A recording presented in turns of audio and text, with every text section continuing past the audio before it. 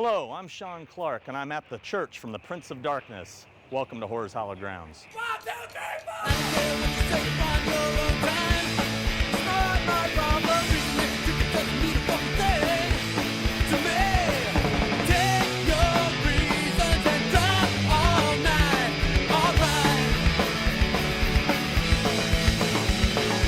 Never cared what you said, deaf, dumb, and blind.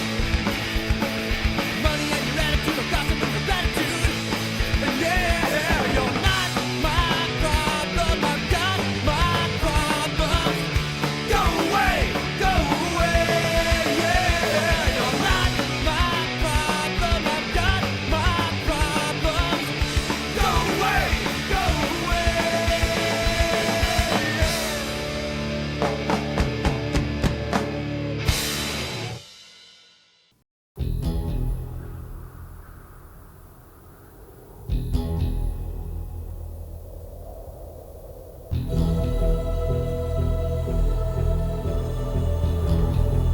We're in Memory Gardens. This is across the street from the San Fernando Mission in Mission Hills, California. This is where we first see actor Donald Pleasance, who plays the priest in the film. Never actually given a name on screen, just credited as priest. He walks along here with the other bishops or cardinals, whatever they are. I mean, hey, I'm the movie guy. I don't know religion. I'm a movie guy.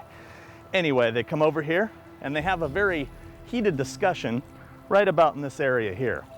We never hear what they're saying, but we can tell that it must be important because Donald Pleasance is doing a whole lot of. Anyhow, it's right across the street over here where the mission is, and this is where we first see Donald Pleasance meet actor Victor Wong. Let's go take a look at that.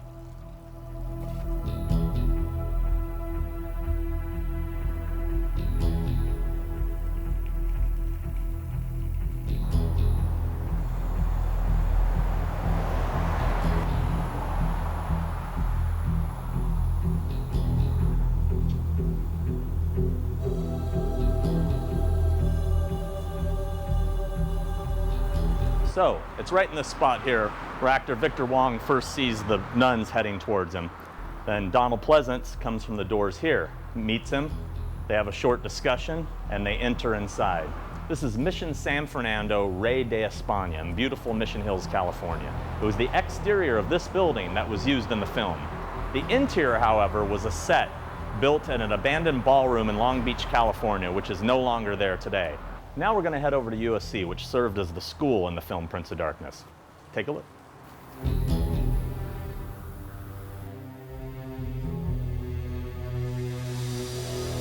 So behind me, this is the pathway that Brian takes to get to the science building.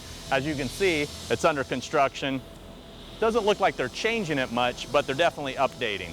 But this is the area where he first stops and notices Catherine over by the fountain. He takes that in for a moment and then heads over to the science building. Well, it was right here along this path where actor Victor Wong headed to the science building as well, in this direction. So one of the interesting things about this location is the fact that director John Carpenter went to school here at USC. This was the famous film school he went to, and he came back to his roots, so to speak. Well, here is the entrance to the Town and Gown facility. It's right here where Victor Wong stopped for a moment and looked up to the sky as he saw something interesting in the air.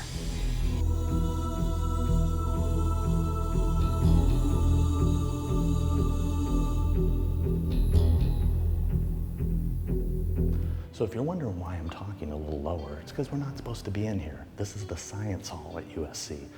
As you might recognize here, this is where the nun walks up and heads over here to talk to Victor Wong. They head off into this direction. They have a conversation at the end of this hallway down here. The classroom that they study in is actually this room right here, room 163. Let's take a look inside. Let's talk about our beliefs and what we can learn about them. So now we're in room 163. This is the classroom they used in the film. As you can see, it's quite tiny. Looks a lot bigger on screen, but it hasn't changed a whole lot. It's under a little bit of construction right now, but otherwise, it's pretty much intact as seen on film.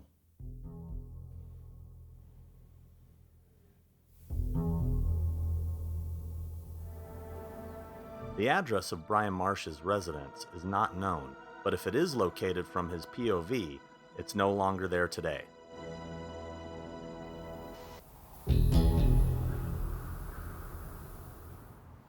We're now at the David Henry Wong Theater. This is actually the church from John Carpenter's The Prince of Darkness. They used some of the interiors at this location, but all the exteriors of the church were shot here. Right now we're going to go around back and see how that's changed. You're out of your minds! This is a joke! This is caca! Caca.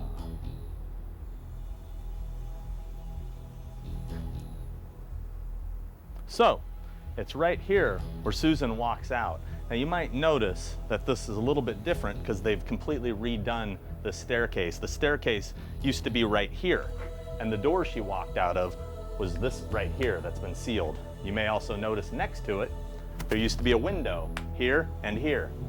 So obviously this has changed quite a bit. We're now on the side of the church. Now this is where Etchinson finds the crucified pigeon. Now, this area has changed quite a bit. If you notice, I'm walking towards you on the side of the church, where actually the stairs used to come down here, this way. He found the pigeon about in this area here, placed up against the wall. So the stairs were behind me and not here. They've completely changed the back of the church, so it's not the same anymore. But it's right about over here where he confronts Alice Cooper and gets stabbed with the bite. It's about roughly in this area right here. So, you know, you just kind of do this and you're golden. So it's right here where Brian jumps out from the window above and they start to converge on him from each direction. Then Brian attempts to climb up to the window above.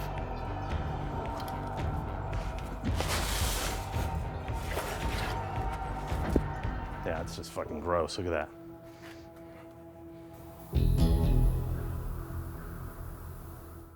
So now we're going to step inside the church and see how that's changed. So now we're in the lobby of the David Henry Wong Theater. No longer a church. And right over here, this was the entrance that went into the area where they kept the container. When they walk through the doorway, they go onto a set that was built in an old abandoned ballroom in Long Beach, California. They head down the hallway and enter to the staircase that goes down into the room where the container is kept. These were all sets built in the very same ballroom in Long Beach, California. Today it's been completely demolished and no longer exists. Now up here, this is the staircase that leads to the main control center. Let's go take a look. So this is the main staircase they use in the film. It heads over to the main control center. Now, today it's a theater. When you look at the entrance, you used to be able to look right through here and see right into the room. However, now there's a wall, and right on the other side of this wall is a control center for the theater. As you can see, it's changed quite a bit.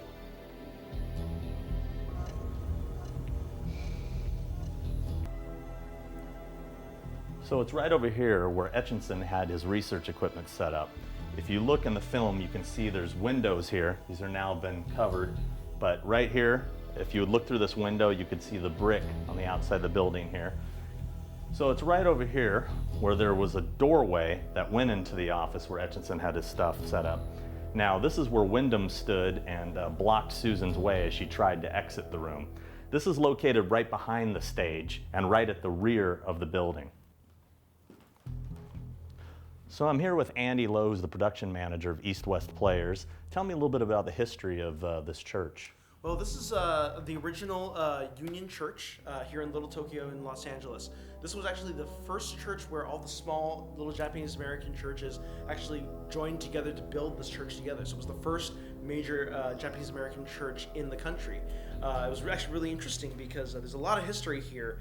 The Japanese American community, of course, was incarcerated during World War II. And during that time, the African American community kind of moved into Little Tokyo.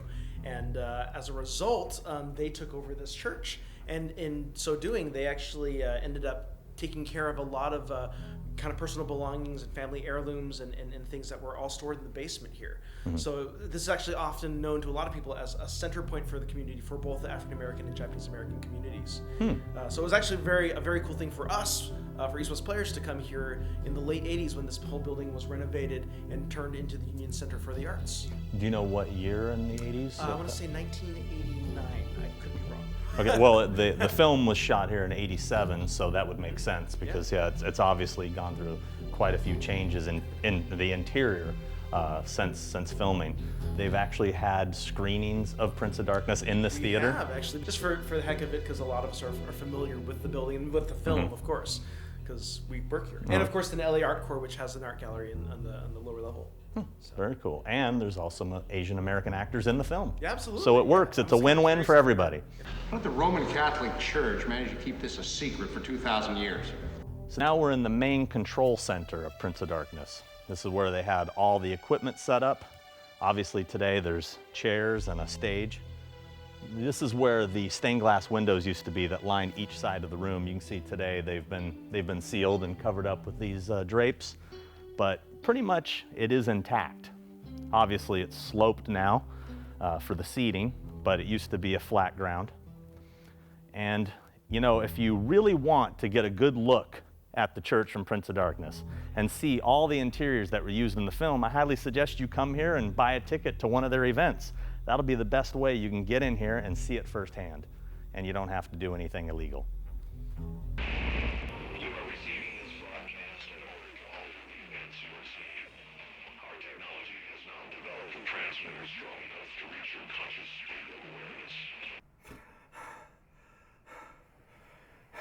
Hi.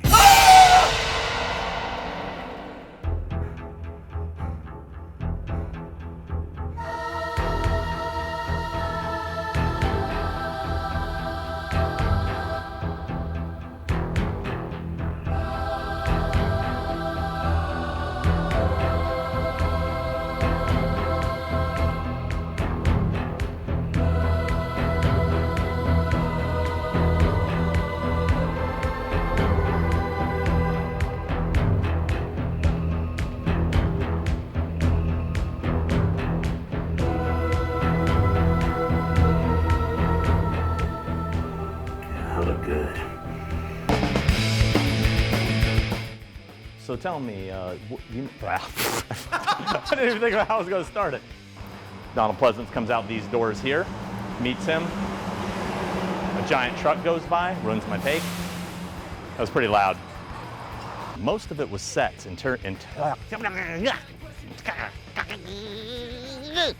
a raccoon. Horror's hallowed raccoons.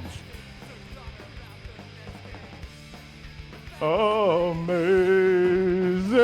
grace, how sweet the sound that saved a wretch like me. Can I help you? I found this.